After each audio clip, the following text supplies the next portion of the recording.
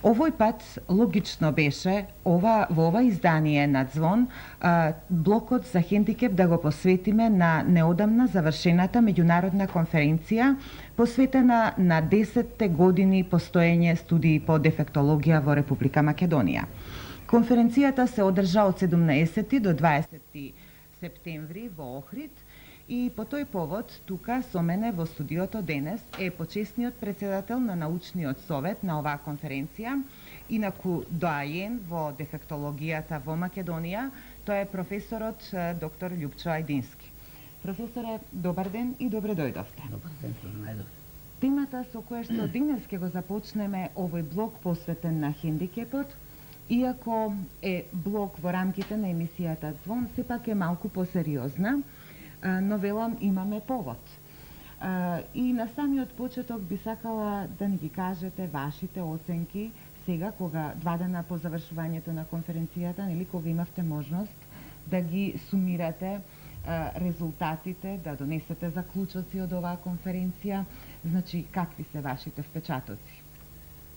Да, не само моите, ја ќе ги изнесам впечатоците на сите учесници кои што беа присутни на конференцијата, кога на последниот ден, завршниот, после излагањата, дискусиите, сите искажа задоволство дека конференцијата и во организационен и во стручен план успеа, а и зашто да не, на самата конференција присуствуваа над 200 учесници, од кои што околу 60 беа од странски земји, едно 14 земји од Европа. Исто така многу беа сериозни, актуелни и темите што се расправаа, да речеме, во 4 сесии за интеграцијата и инклузијата, за раната интервенција на децата со пречки во развојот, за деинституционализацијата и терминологијата, па потоа за теми од општ карактер и извештаите од меѓународниот проект на Темпус. Так, сакам да нагласам истовремено и да се пофалиме дека македонската телевизија беше единствениот медиум кој што комплетно го покриваше овој собир, нели, ова меѓународна конференција. И тука да нагласиме и дека генералната тема на оваа конференција гласеше новини во образованието, воспитанието и рехабилитацијата на лицата со пречки во развој. Сега на почеток спомнав хендикеп, сега во насловот спомнувам лица со пречки во развојот, а токму унифицирањето во терминологијата беше една од главните теми на оваа меѓународна конференција. До какви заклучоци дојдовте? Се надевам дека тие заклучоци ќе ни помогнат и нам, новинарите, во иднина да го надминеме тоа разноличие во употребата на овие термини и до некаде да се унифицираме. Оваа тема беше предмет на една од сесиите и предизвика големо внимание, зашто со терминологијата имаме големи проблеми. Постојат над 30 термини, и тоа само кога зборуваме за општ термин, не за поединечните категории и видови на попреченост.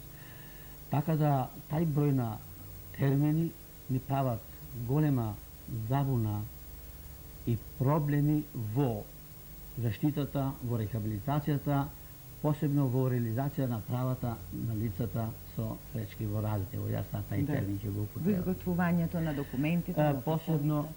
Затоа и рефератот прво се прикажа примената на терминологијата во меѓународните документи, во националните законодавства во многу земји и кај нас, проблемите што предизвикуваат, но сепак дискусиите што беа, посебните сообштенија, некако доведоа да се тој број, барем на конференцијата, намали и дојдовме до сознание дека најмногу во употреба се 2 термина.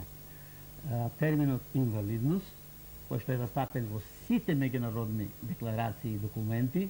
Значи, лица со инвалидност. Лица со инвалидност, да, лица со инвалидност, застапени се во националните законодавства, па и кај нас. Речеме, во Уставот е така, лица со инвалидност. Во Закон за инвалидско пензионско осигурување и така натаму. Потоа, дали ради преводот или во полесно, ево и вие го кажавте, терминот хендикеп или лица со хендикепирани лица и така натаму. Па некако предложите овде кон тоа да се определиме за еден од овие два термина што преовлада мислењето повеќе за првиот, за лица со инвалидност. Како посоодветен можеби на нашиот Да. јазик. Тоа е едно. А посебно кога се работи за децата со инвалидитет или со инвалидност, со тешки водачки, тогаш сите бевме на едно мислење дека кога се работи за децата кои што се вклучени или ќе се вклучат во училиште, тогаш треба да се употребува терминот деца со посебни образовни потреби, а не како што сега се употребува деца со посебни потреби. Значи само за образованието кога станува збор, тој термин да се користи. Да, за децата. Деца со посебни. Добро, ние еве пуштивме и инсерти, подготвивме Да. малку инсерти, нели, да се види атмосферата, да кажеме, на таа меѓународна конференција. Инсертиве ќе ни помогнат еве и во разговорот, можеби. Така, тоа е дел од вашето предавање. Сега, што ова значи во однос на терминологијата? Значи ли дека овие заклучоци што се донесоа на конференцијата, дека се конечни, дека повеќе нема да има дискусии во врска со термините и дека тоа се термините, значи лица со инвалидност и деца со посебни образовни потреби, дека тие два термина ќе се користат натаму во законската легислатива, да кажеме, во Република Македонија. Ја лично би сакал така да биде, меѓутоа сепак постои еден процес. Ние и на конференцијата која зборувавме за интеграцијата и инклузијата, нагласивме дека зад овие проблеми, интеграција, инклузија, терминологија, треба да застане државата, односно се предложи Координационото тело за правата на инвалидите што постои во Македонија и надлежните министерства и владата да му предложат на Собранието на Македонија да донесе национална стратегија и закон за оваа проблематика. Кога тоа ќе се направи, тогаш ќе се преминуваат и она што се заклучи в термините. Многу често одреден број невладини организации го користат терминот деца или лица со интелектуална попреченост кога станува збор за, ајде да кажам, менталната ретардација. Да. Сега не знам дали сум во право што го употребив овој термин. Тука, во таа категорија на хендикепирани, со кој термин во иднина ќе работиме? За сега, според класификациите што постоje законски кај нас во Македонија, е терминот ментална ретардација. А таа класификација се ослонува на класификацијата на Светската здравствена организација. Ние во моментот немаме измени и ја почитуваме. Меѓутоа, постои една иницијатива на Европската конференција на родители за помош на они викаат деца со интелектуална попреченост и препорака е да тој термин се употреба со интелектуална попреченост. Се отвори тоа прашање на конференцијата. Така? И дискусијата одеше кон тоа и се заклучи. Баш академикот Лубовски од Москва, кој што присуствуваше, предложи да би било добро да ние предложиме на конференцијата на УНЕСКО во Македонија, а таа да предложи на УНЕСКО во Париз, да се организира една посебна расправа токму за тој проблем, за тој термин, дали е исправно да се каже деца со интелектуална попреченост или остануваме понатамо за ментална ретардација, затоа што не е тоа само организационно или не знам какво, тоа е многу сериозно стручно прашање како ќе го употребиме тој термин. Така. Од каде е таа чувствителност на терминологијата? Кој е најчувствителен? Дали се тоа родителите, дали се тоа лицата со пречки во развој? Видите, ја мислам дека пред се родителите и ја им дам право на родителите, зашто да не, тоа е нивно и право и осеќање и чувство да го избегнат тешкиот или терминот што дава стигматизација или сегрегација и така натаму. Меѓутоа, знаете што, по некој пат чувството и сакањето не е се најдоброто. Оти при таквото барање треба да се повеѓа од интерес на детето, а не од мојата желба да задоволам моето его, него дали детето ќе има корис од сето тоа. Така. Вие неколку пати го споминавте терминот интеграција и инклузија. Тоа беше една, по мене, најопширна тема за која што имаше најмногу реферати поднесено. Сега веднаш да кажеме на самиот почеток дека инклузијата практично значи вклучување, нели? Вклучување на децата со хендикеп во редовните оделенија, редовните училишта. Така. До какви заклучоци? Кои се заклучоците во врска со овие теми? Оти навистина имаше, пак ќе речем, разноличие и тука во ставовите во. Овие теми скоро цел ден ни зедоа во сесијата, имаше над 24-5 соопштенија и со право затоа што навистина се актуелни и интеграцијата и инклузијата. Логно ако може да сумирам, која е разликата? Прво, која е разликата меѓу интеграцијата и инклузијата, да кажеме? Интеграцијата имаме физичка, кога се вклучуваат децата во специјални оделенија при редовни училишта, и функционална, кога се дозволува специјалното училиште и редовното училиште да бидат во иста зграда, значи во соработка некоја. А инклузијата или вклучувањето е веќе социјална интеграција, тогаш потпуно вклучување на децата со хендикеп во редовните оделенија и заедно со нив да комуницираат и да работат. Така, се сосема кусот, кои се заклучоците во врска со ова? Па прво се како прв заклучок што сите инсистира, тоа што го кажав, да се донесе национална стратегија и закон за интеграцијата и инклузијата и уште повеќе и за финансирањето ништо, затоа што сега во цела Европа веќе се поставува проблемот на финансирањето на овие процеси и се доведува во прашање тој процес. Значи мора да се разреши прашањето на финансирање, иначе ќе застанеме со процесите што сме почнали. Значи парите се секаде во. Да. Тоа. Друго, потребно е потполно подготвување и извршување на сите претходни фази и услови, како што се подготвување на децата со и без хендикеп, на родителите, на учителите, изготвување на посебни програми и така натаму. Трето, се предложи да се барат нови алтернативни решенија во тој правец, но да не се укинуваат постојните. Значи треба да останат и понатамо специјалните училишта и установи да работат, да преземат нова улога, да преземат потешки случаеви и што е најважно се предложи да се трансформираат во инструкторски или ресурсни центри за помагање на редовните училишта каде што има вклучено вакви деца.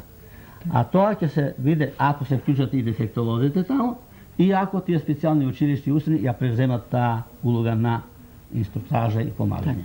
Во врска со оваа проблематика ќе разговараме со уште еден гостин ќе имаме тука во студиото и сега со Семанакусо за крај на овој наш разговор за темата за која што тешко се изговара, деинституционализација, што тука се заклучи за тоа? Прво се констатира дека е тој процес започнат, дека проектот се изведува веќе 3 години со финансирање на УНИЦЕФ и согласно на Министерството за труд и социјална политика, а се кажа дека треба да продолжи и ако има проблеми и тие проблеми во ход да се разрешуваат. Второ, тука се спомна исто така проблемот на финансирањето, особено ако еден ден УНИЦЕФ престане да финансира, дали владата, државата ќе го преземе. Се искажа охрабрувачки искажувања дека секако ќе надреденото министерство тоа ќе го земе, како што ја зеде улогата и за дневните центри.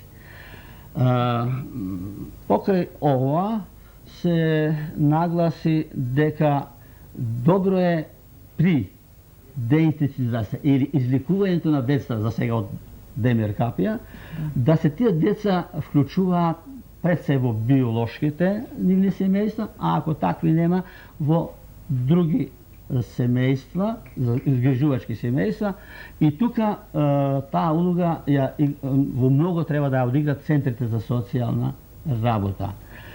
И се укажа дека нема опасност од извлекување на децата до установите, дека установите ќе се затворат, напротив, овој процес ќе помогне да се растоварат капацитетот голем на некои установи, да се створат подобри услови за работа, за заштита, така натаму.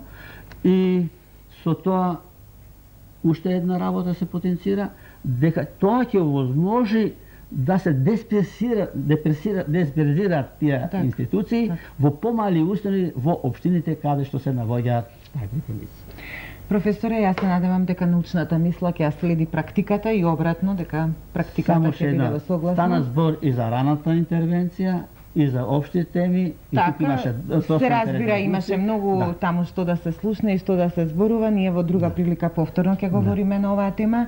За денес ви благодарам за разговорот. И на вас ви благодарам и за ова повикување, а посебно што ја пративте македонска телевизија, што пратиште за цело време конференцијата. И има специјални емисии посветени на вашата конференција. Ви благодарам многу. Тоа телевизијата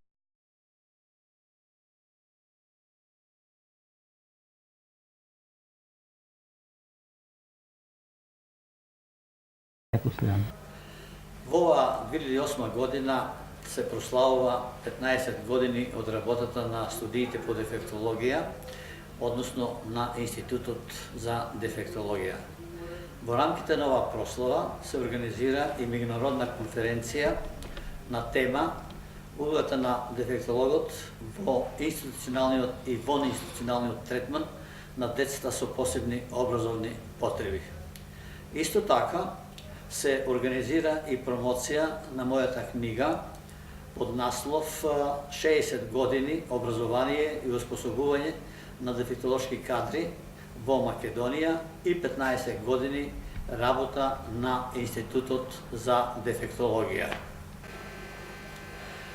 На конференцијата учествуваа околу 200 дефектолози и други стручни кадри од Македонија и од други факултети од странство. На свечениот дел од конференцијата и на промоцијата на книгата, покрај другите гости, беа присутни и ректорот на Скопскиот универзитет, професорот доктор Велимир Стојановски и претеничката во Македонското собрание, господјата Лилјана Поповска.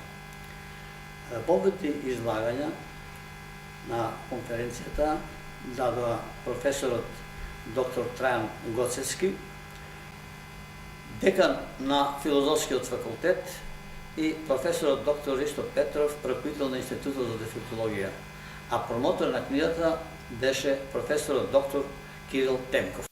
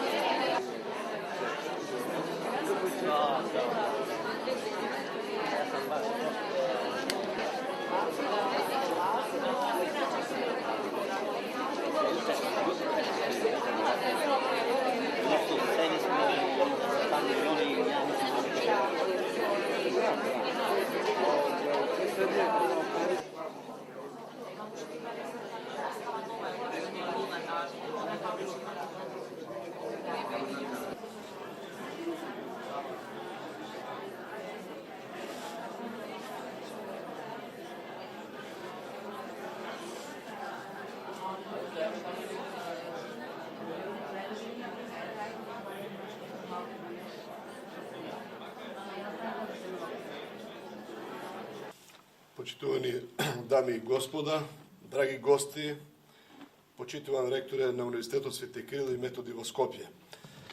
Може би возбудата малку поголема, особено од две причини.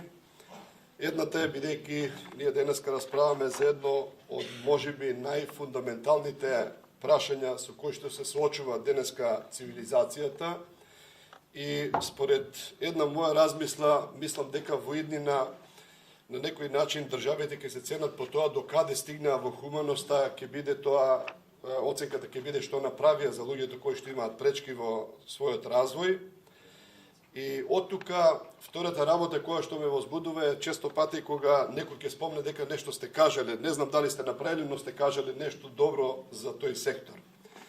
И затоа така и ќе го поштам моето излагање, значи ќе ми дозволите во името на вработените на Филозофскиот факултет, во името на сите студенти, прво да ви го честам овој значаен јубилеј 15 години студии по дефектологија, но исто така да ве подсетам дека ова одбележување, ова научна конференција се одржува во рамките на нашето чествување по повод 88-те години од работа на Филозофскиот факултет.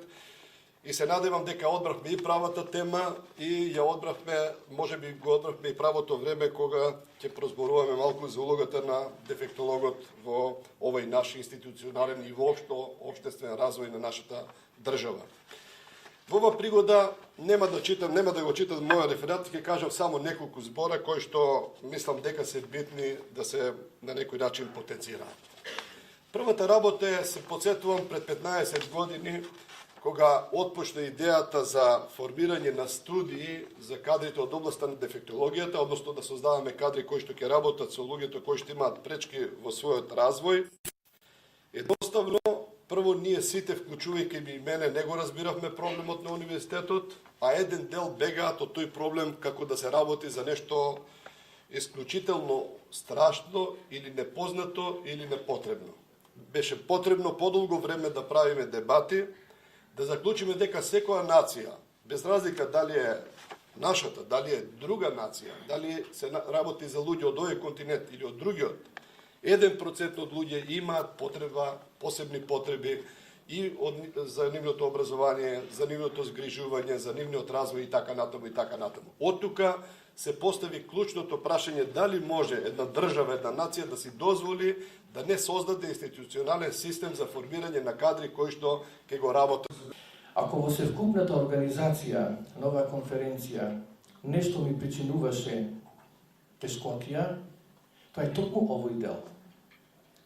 Што за неколку минути да кажам од сето она што 15 години го поминавме на Институтот за дефектологија при Филозофскиот факултет.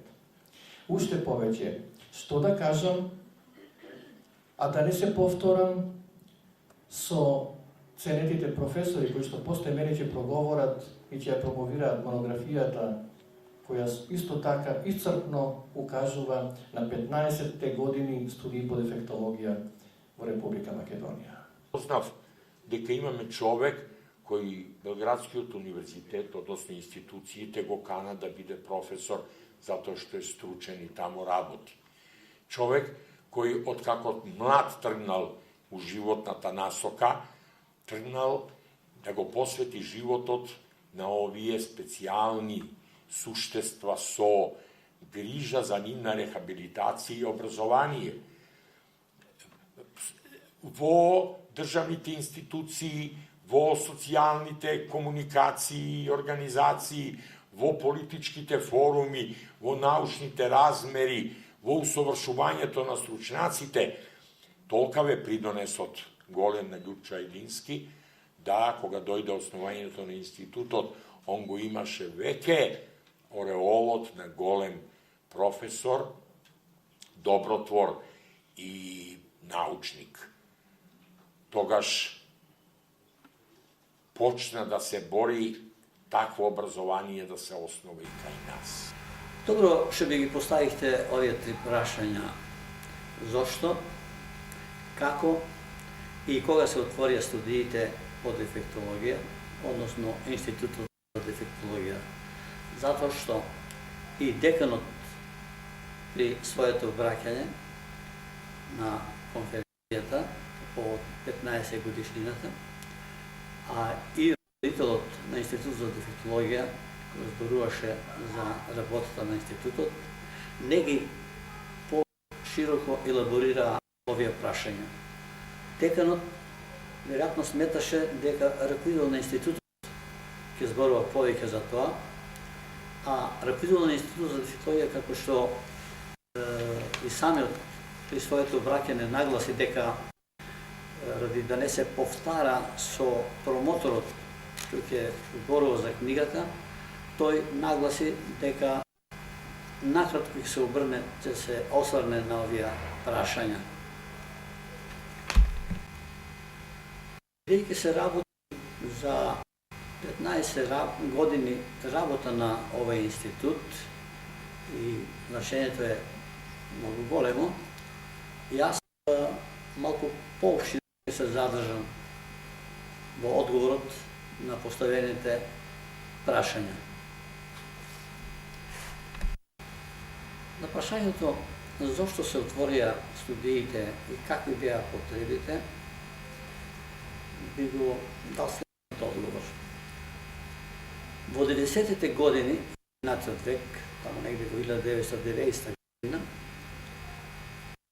третманот на лицата со инвалидност, а посебно деца со пречки во развојот, започна да стагнира, се влошуваше состојбата. Затоа председателството на Сојузот на дефектолозите на Македонија донесе заклучок да се изврши една обширна анализа за оваа состојба, вклучувајќи го тука и кадрското прашање, бидејќи беше констатирано дека Републиката оскудува од таков кадар и би требало нешто тука да се направи.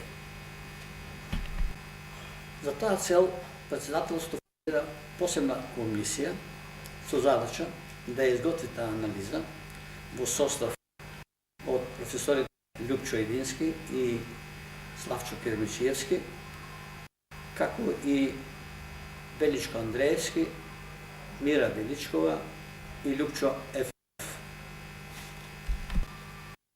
Откако беше изготвена анализата и усвоена, председателството заклучи истата да се достави до владата на Република Македонија и до надлежните министерства. А истовремено се заклучи да се побара прием кај подпредседателот на владата, тогаш академикот доктор Благо Ристев. На разговорот кај подпредседателот се разгледа состојбата изнесена во анализата, се разви дискусија и тој лично констатира дека ваквата состојба не е добра и ќе направи се, ќе разговара со во министерствата да се ангажираат за подобрување на таквата состојба. Посебен акцент тој даде на потребите од создавање услови за формирање на кадрите за дефектологија. При тоа, тој посебно нагласи дека би требало да председателството задолжи група на луѓе кои треба да изготват елаборат со наставен план за изготвување на таквите студии. При тоа нагласи да тоа треба што побрзо да се направи, затоа што, како што кажа, формираме држава, а немаме такви студии, како што немаме студии и за ветеринари, и затоа ќе треба еден поголем ангажмент да се направи, за да тоа биде што поскоро. Се разбира, ние беме многу задоволни од таквото излагање на подпредседателот. Веднаш председателството не задолжи мене и колегата Кермичиевски да го изготвиме елаборатот со наставниот план. Кога беше готов, председателството елаборатот го упати до владата на Република Македонија и до ректоратот на Универзитетот Свети Кирил и Методије. На состанокот што се одржа кај ректорот на универзитетот, мислам да беше присутен и министерот за образование и физичка култура, професорот Димитар Беложиев.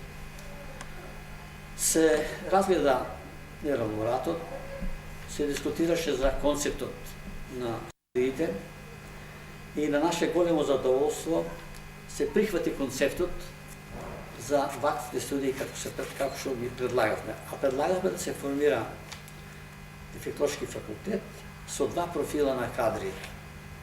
Првиот профил да биде клинички дефектолог за рехабилитатор и логопед, а вториот да биде едукативен дефектолог.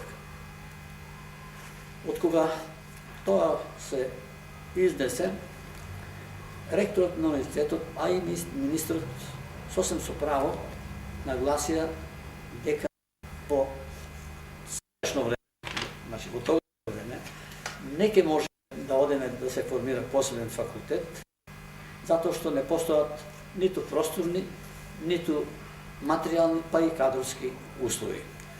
Затоа ни поставија прашање дали ваквите два профила на кадри можат да се оспособуваат некои од факултетите на Скопскиот универзитет. Ја и колегата Кермичевски одговоривме позитивно и рековме може, затоа што така се изготвени и наставени планови за овие два профила.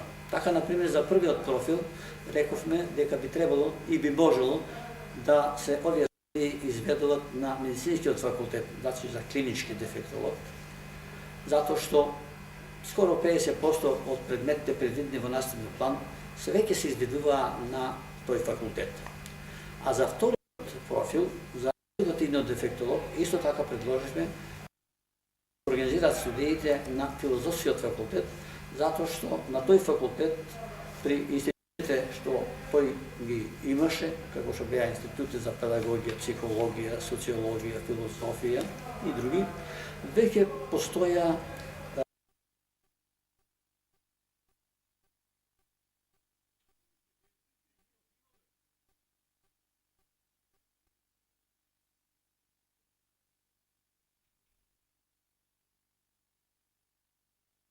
интересирање, а и определбата што ја имавме во струката, колегата Кермичевски повеќе се клиничката дефектологија, а ја на едукативната како методичар.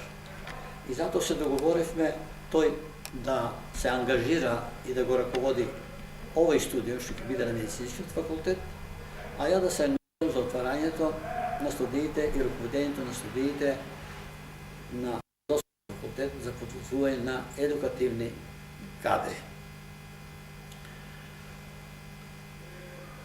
После таквиот договор, ректорот на универзитетот, тогаш професорот доктор Драги Данев, упати писма до двата факултета за да се покрене постапка за организирање на ваквите студии.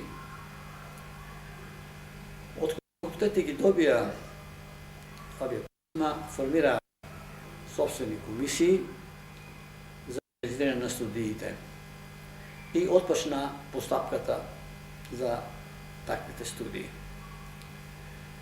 На медицинскиот факултет скоро сите клиники, па и катедри, дадоа согласност за отварањето на вакви студии, освен клиниката ЗВО Носи Грло, која што не беше дала одговор.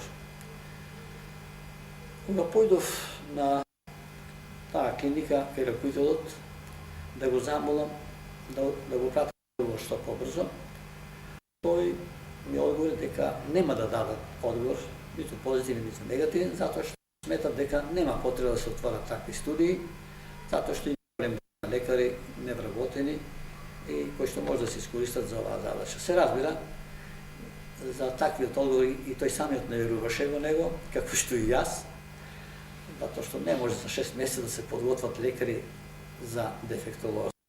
Меѓутоа, нагласи дека повеќе причините се од субјективен карактер и го образложи тоа зашто доаѓа, на најмногу ради несогласувањата што постојат помеѓу таа катедра и Заводот за рехабилитација на слух, говор и глас. Кога го информирав деканот на факултет, професорот Џонов, дека е таква состојбата со оваа клиника, тој ми нагласи тогаш обуставиме постапката за формирање на студиите и ќе почекаме подобри времења да дојдат. И се разбира, овие подобри времења дојдоа дури после 15 години, така да минатата година се отворија студиите на медицинскиот факултет за логопед и за аудиолог, токму баш на таа клиника што тогаш не даде согласност клиниката за нос и грло и на предлог на Заводот за слух, говор и глас. Ето веќе втора година тие студии работат и мислам дека се направи чек. Истовременно започна постапката и за отварање на студиите биде за едукативни дефектолози на Филозофскиот факултет. Таа задача му беше поверена на Институтот за педагогија да го проучи елаборатот и да даде предлог до Наставно-научниот совет за отварање на студиите. Тој институт предложи дека нема потреба да се отварат посебни студии за дефектологија на факултетот, него таквите кадри би могли да се оспособуваат на Институтот за педагогија со едно благо насочување во трета и четврта година во однос на дефектолошките прашања. Се разбира, ние со тој предлог како предлагачи не се согласивме и тогаш Наставно-научниот совет формира друга комисија, проширена и со нас двајцата професори од надвор од факултетот. Комисијата до Наставно-научниот совет упати предлог за оправданоста на овие студии, како такви да се формират на факултетот, и од општествен и од стручен аспект. Така да, предлогот беше да бидат тоа посебни студии за оспособување на такви кадри, па дури може да бидат и при институтот, но со посебен наставен план и програми. Наставно-научниот совет го усвои тој предлог и го задолжи Институтот за педагогија да го спроведе овој заклучок. За наше изненадување, па и за изненадување на Наставно-научниот совет, институтот повторно предложи и даде предлог студиите да бидат на Институтот за педагогија со еден долг назив кој што и самите не можеа да го прочитат, а наставниот план беше исцело што е наставниот план на Институтот за педагогија и негде во трета и четврта година се предвидува некои предмети, како што и битниот предлог беше за потребите од дефектолошки кадри. Откога предлог таков беше усвоен од Наставно-научниот совет и доставен до ректоратот, неколку пати се ургираше да се донесе решение на Советот на универзитетот за таквите студии. Ние како предлагачи, председател на Советот на дефектолозите на Македонија и Републичката конференција на хуманитарно-социјалните организации не се согласивме со тоа и баравме да прими една група од овие две организации ректорот на универзитетот. На состанокот кај ректорот што се одржа, делегацијата го информира во што се проблемите помеѓу дадениот предлог на факултетот и предлогот на што се содржеше во елаборатот. При тоа тој нагласи дека го проучил елаборатот, што е пред него, и од оно што ние образложивме во што се тие проблеми и во што се не согласуваме, недвосмислено тој изнесе мислење дека студиите треба да бидат посебни, како што е предложено во елаборатот на предлагачите, и нагласи дека тие не може да бидат ни риба, ни девојка, него треба да бидат јасно што се. Ако Институтот за педагогија има проблеми, да се ангажираме, да помогнеме да се решат нивните проблеми, а не да се решава тоа прашање врз грбот на лицата со инвалидност. Откога се таа согласност постигна на состанокот, тој го повика по телефон деканот на факултетот, на Филозофскиот факултет, и му кажа дека предлогот како што е доставен од факултетот нема да оде на Совет на универзитетот, се додека не се усогласат факултетот и предлагачите што го дадоа елаборатот. После известно време, веќе бев на одмор, по телефон се јави една поранешна моја студентка, Зора Јачова, која што деканот се сетил за неја, да ја повика и да ја замоли да ме пронајде кај сум и да ми каже да појдам кај него на средба. Таа ме извести дека деканот ме кани да додам кај него на факултет, другиот ден, и ја појдов, да се познаваме, се запознавме, и ми кажа, професоре, во што е проблемот, што не се согласуваме меѓу факултетот и вие како предлагачи? Ја му образложив што е, и тој ме замоли да настојуваме сега и 20 да најдеме некој заедничко решение, да не речам компромисно решение, кое што ќе се прво реши и помине на факултетот, а истовремено и на нашите организации. Ја му предложив прво нека остане називот како што е, како што го предлага Институт за педагогија, меѓутоа да под тај голем назив да стои една реченица со големи букви студии по дефектологија. Он се согласи и тогаш му предложив да извршиме одредени измени во предложениот наставен план од Институтот за педагогија, затоа што студиите ги правеа наставниот план. А ниту во прва, ниту во втора година немаше предвидено ниту еден предмет дефектолошки. Му предложив предмети 3 да влезат, а кои да се излечат од планот. Он се сложи. Онда и на втора година тоа го направивме. И кога реков, а во трета, тој ми рече, не, професоре, да застанеме тука. Трета и четврта година, ако се отворат студиите на факултетот и кога ќе дојдете, тогаш под текот на работата многу полесно може да се дојде до измена на целиот наставен план. Ја видов пред себе еден човек, многу флексибилен, практичен, кој што е подготвен да се отворат студиите и веднаш се сложив со неговиот предлог и се договоривме да по 6-тиот ден или другиот ден ги информираме своите надлежни органи за постигната меѓусебна согласност.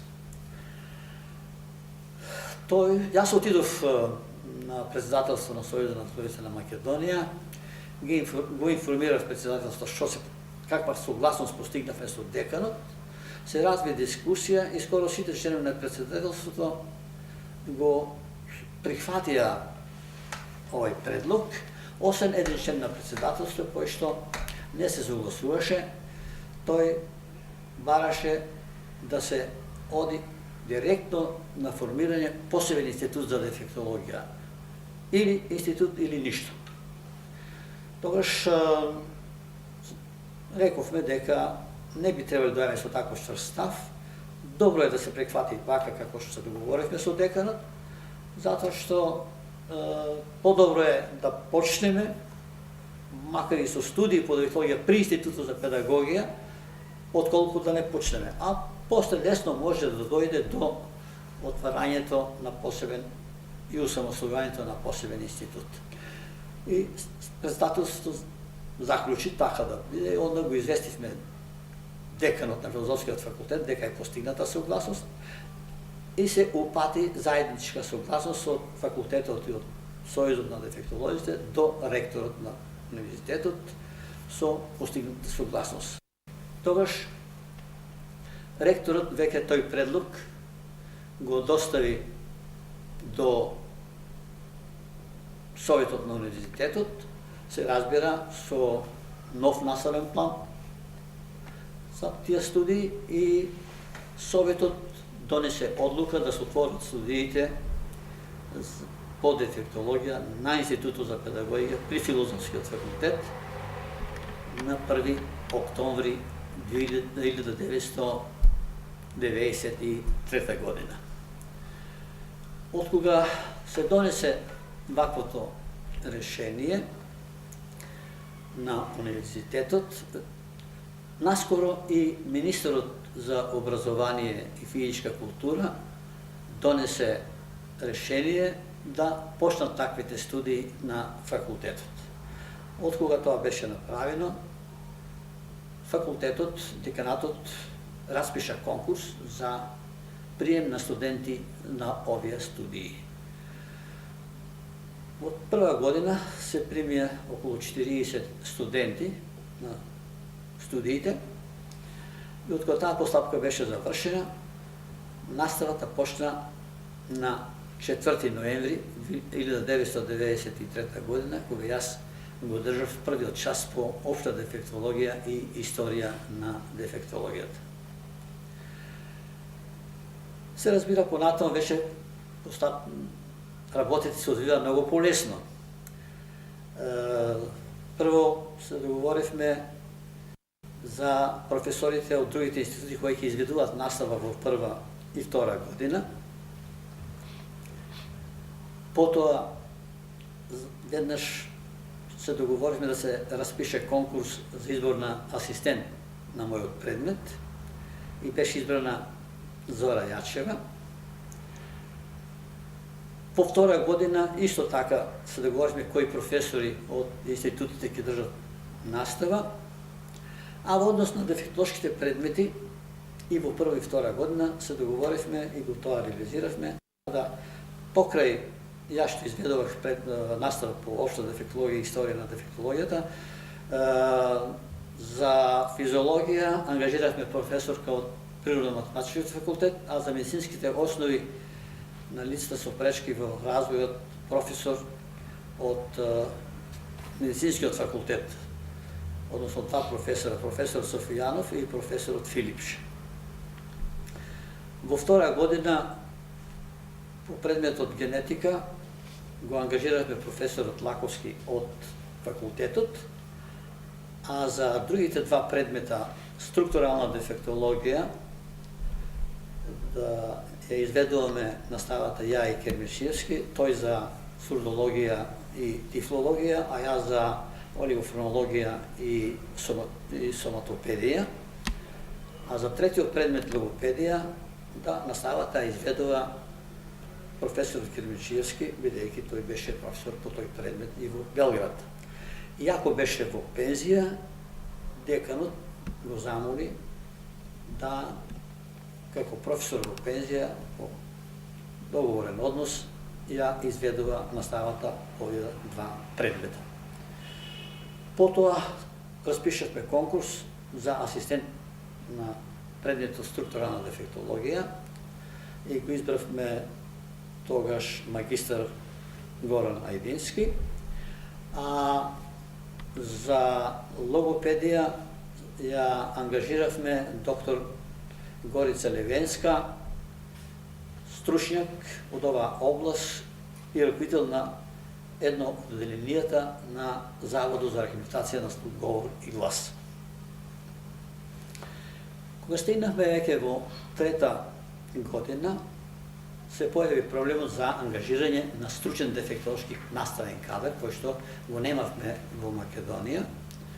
И со големо разбирање на деканатот, а посебно на деканот, се договоривме да побараме помош од дефектолошките факултети во Белград и од Софија, да ангажираме визитинг професори за одделни предмети, што за наше големо задоволство предлогот беше прифатен од тие факултети и наставата по стручно-дефектолошките предмети во трета и четврта година се изведуваше неколку години од професори на тие факултети.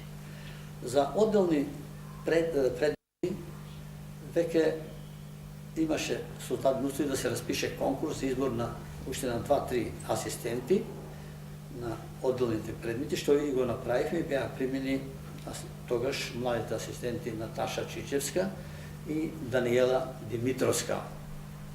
Нешто подосна и доктор Владимир Трајковски за предметот на генетика.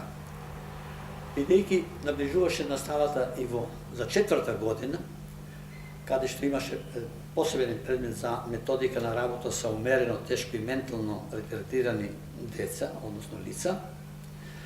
Распишавме конкурс за избор на професор и се надевавме дека ќе се јави и се јави доктор Ристо Петров, кој што пред тоа беше докторирал на Ликовшиот факултет во Белград.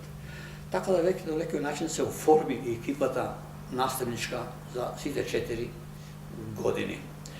Во меѓувременно за трета и четврта година за предметот медицински основи, а посебно за предметот за психомоторна реедукација, го ангажираме во прво време по договор доктор Драгослав Копачев, а подоцна веќе го примивме и за доцент, бидејќи тој имаше докторат, така да екипата се зголеми со редовните наставници. Во меѓувреме веќе се разви една широка стручна работа на институтот. Да, во трета, четврта година веќе од студии за дефектологија, по дефектологија се прерасна во посебен институт за дефектологија и наскоро дојде и завршувањето на првата генерација на овој институт. 96-97 година. Но пред тоа, 96 година, институтот беше организатор на еден многу успешен симпозиум за рана рехабилитација и предучилишно воспитување на децата со пречки во развојот,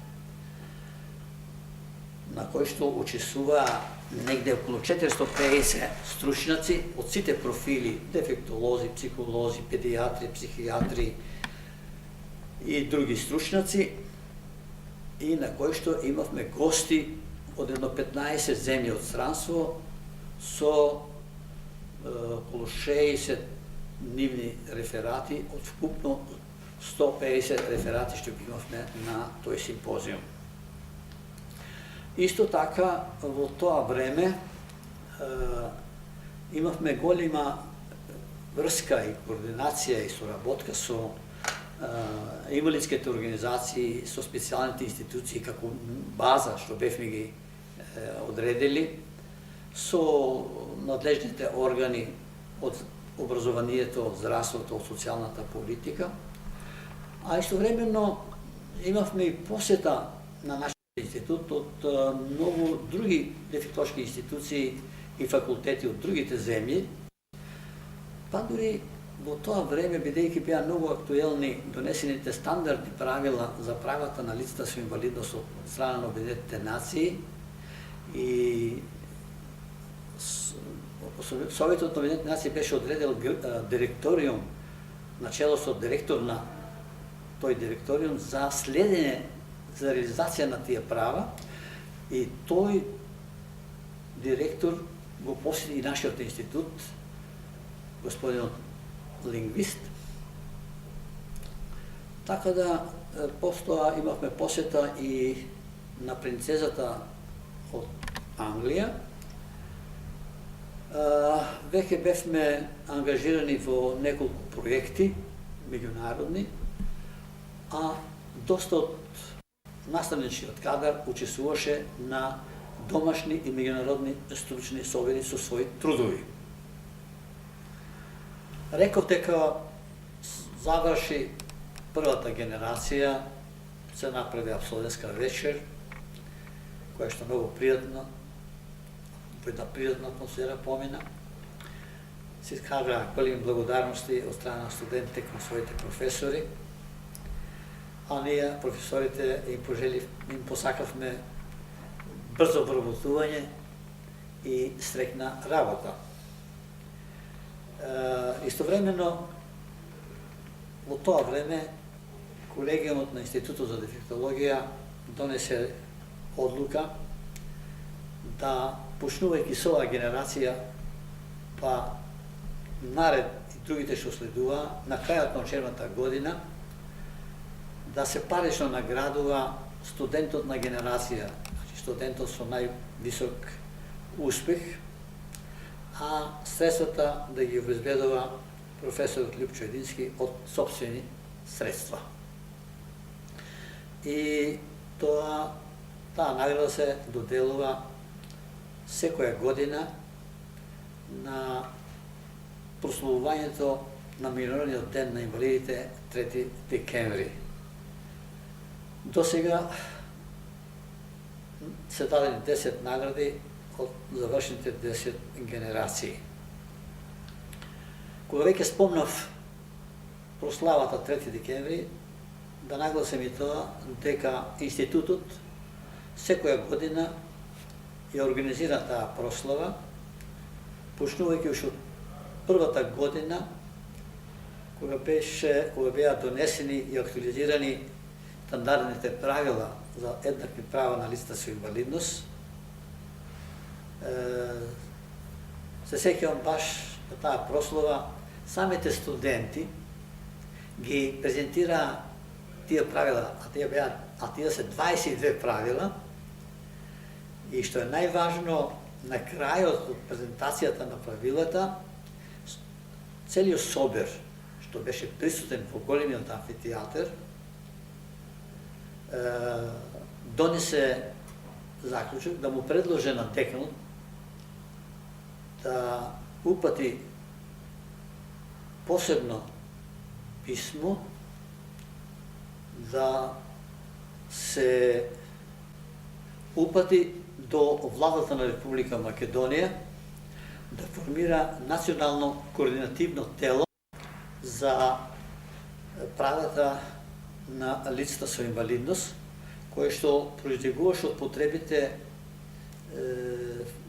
од стандардните правила, кај се инсистираше да секоја земја, подписничка на оваа декларација на Обединетите нации, треба да формира такви национални координативни тела, кои што ќе се ангажираат за спроведување на стандардните правила, за обезбедување на услови за правата на лицата со инвалидност.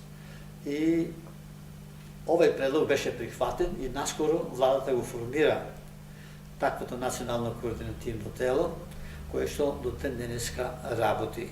Тоа тело се состои негде околу од 30 души со представници од сите надлежни министерства и стручни научни институции кои што работат во оваа област. Во втората година, за втората генерација што се запиша, веќе имавме доста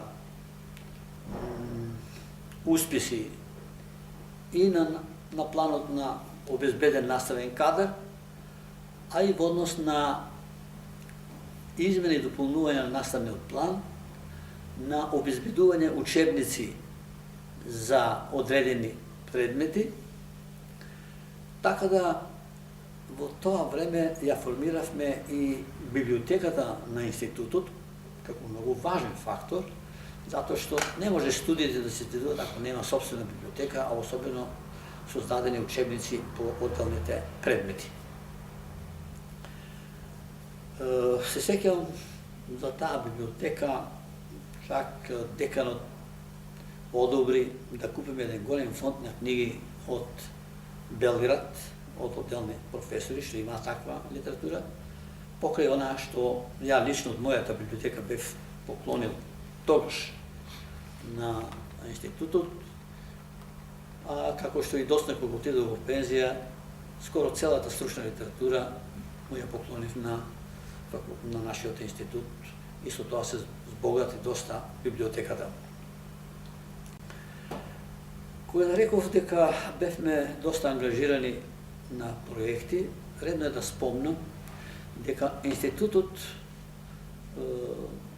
беше првиот кој што започна реализација на проектите за инклузија на децата со прешки во развојот во редовните училишта и со проектот за деинституционализација на децата од специјалниот завод во Демер Капија.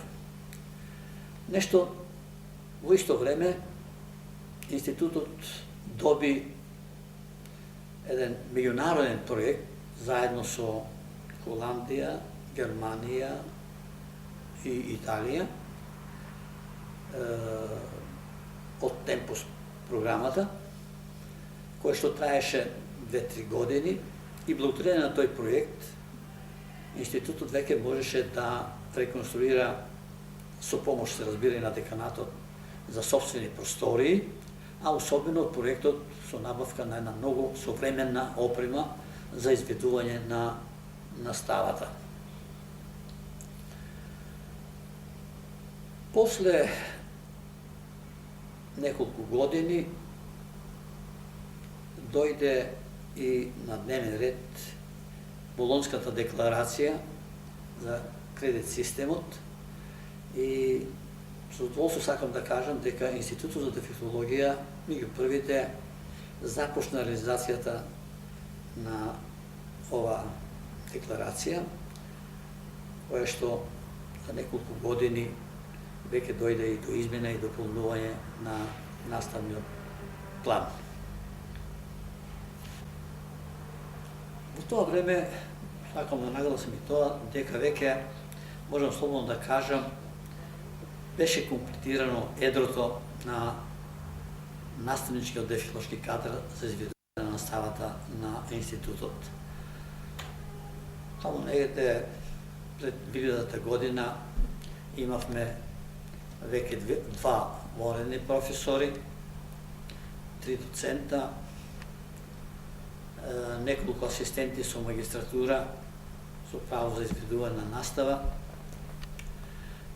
а што е најважно, скоро сите веќе активно работија во изготвување на учебници по своите предмети и со објавување на научно-стручни трудови презентирани на собери во земјата и во странство.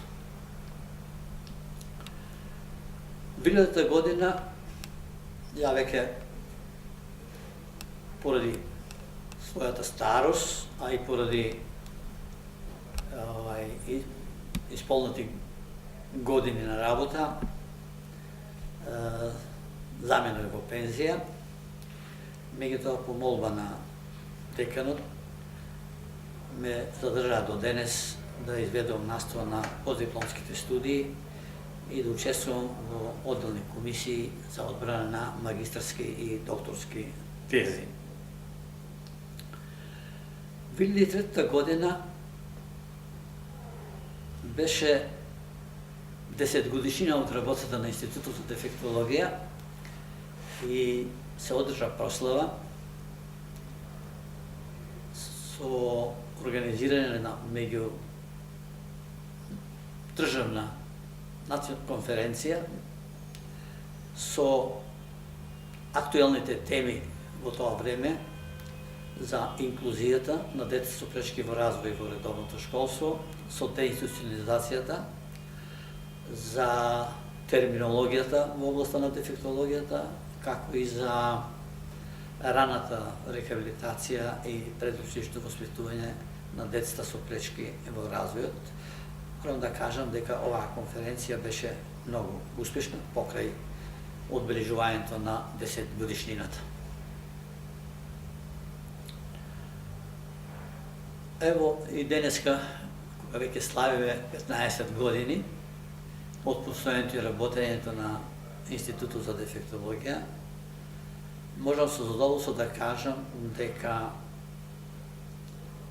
за овие 15 години помина 10 генерации,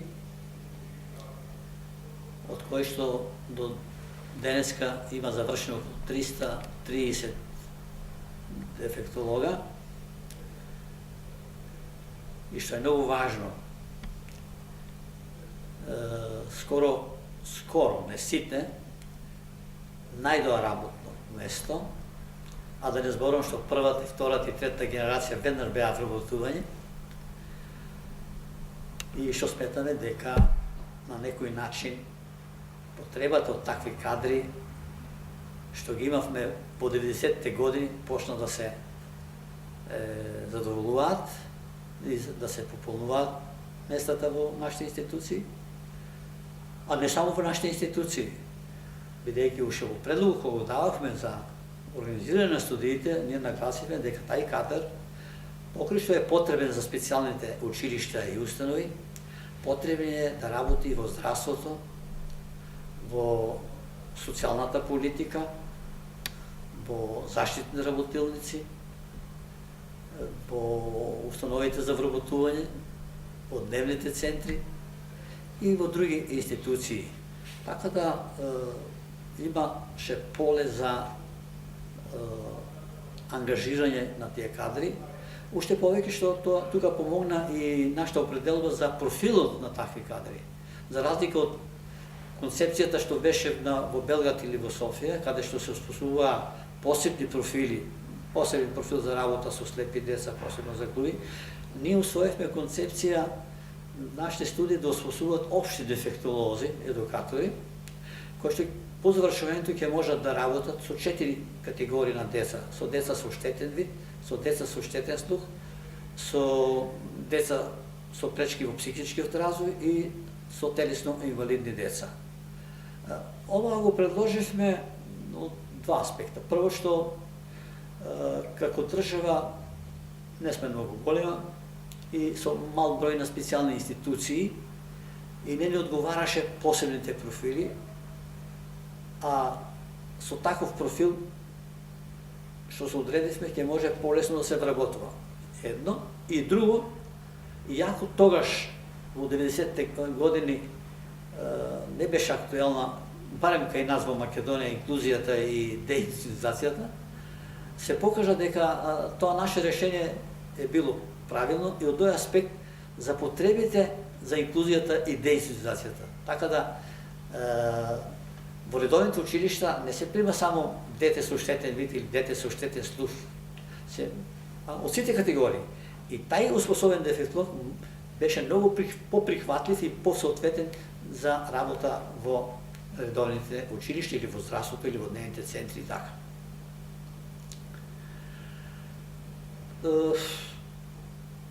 Уште една работа би сакал да нагласам дека покрај бројот што е доста задоволитен што заврши, на нашите студии во овие 15 години, а не може да кажеме 15, многу подоцна од кога веќе почнаа да излеват студентите, да завршат студентите, магистрира 8 студенти, односно се одбранија 8 магистарски тези и 7 докторски тези.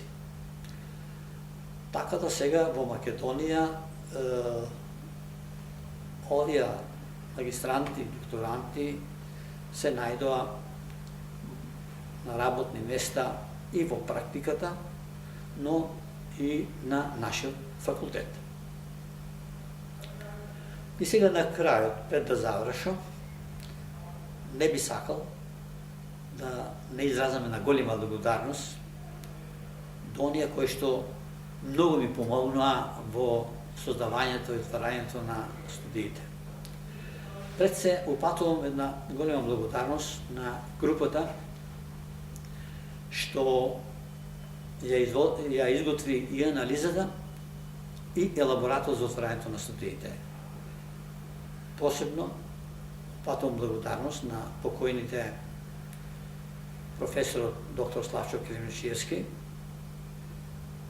и покојната Мира Величкова, која во тоа време беше председател на Сојузот на дефектолозите на Македонија, како и на господинот Величко Андреевски, кој што тогаш беше подпредседател на Сојузот на дефектолозите на Македонија и државен секретар во Министерството за труд и социјална политика, и на господинот Љупчо Ефремов, тогаш беше председател на Републичката конференција на социјално-хуманитарните организации, а денес е секретар на Националното координативно тело за еднакви права на лицата со инвалидност.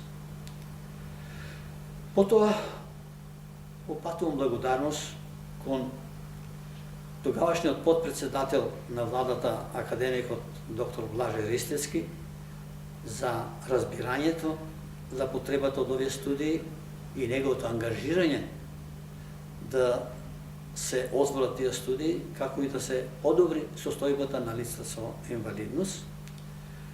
На двата ректора во тоа време што беа прво на професор Драги Данев и на професорот Томислав Чокриски, кои што ја разбраа потребата, изразија подготвеност за отварање на студиите, се и донесоа мислење и решение за отварање на студиите.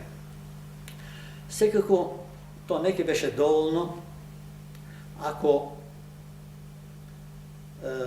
наставничкиот колектив на филозофскиот факултет, деканатот, а посебно деканот на факултетот, професорот доктор Трајан Гоцевски, немаше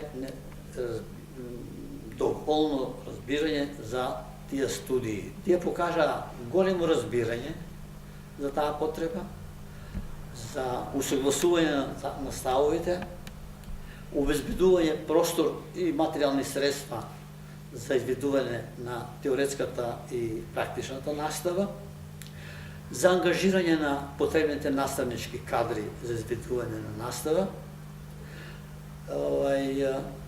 а се до денеска што помага во развојот на самиот институт. Им благодарам на моите соработници, колеги, поранешни мои студенти, асистенти, кои што покажаа трудолюбивост во работата, ангажираност во работата, пред се за нивното лично изградување, за пишување на стручни трудови, настап на стручни собери, унапредување во наставничките звања, што на некој начин многу совесно, многу ревносно ги прифаќа моите сугестии во тој план. Благодарност упатувам и према специјалните институции кои ни беа и се уште наставна база за изведување на практичната настава, на добрата соработка со инвалидските организации и кои што многу пати ни помага во однос на развојот на институтот.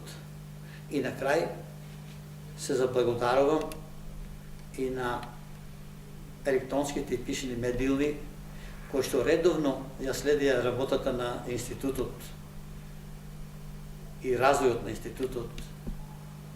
Често пати не ангажираа со настапи на телевизија, на радио, со чланци во вестниците, со што многу се помогна прво да се прихвати оваа професија во општеството, второ да со нашите настапи на телевизиите и на радиото, образлагајќи го проблемот, можностите за успособување на ваквите лица, да ја менеме и свеста кај граѓанството во однос на разбирањето на таа проблематика и прифаќањето на ваквите лица во општеството.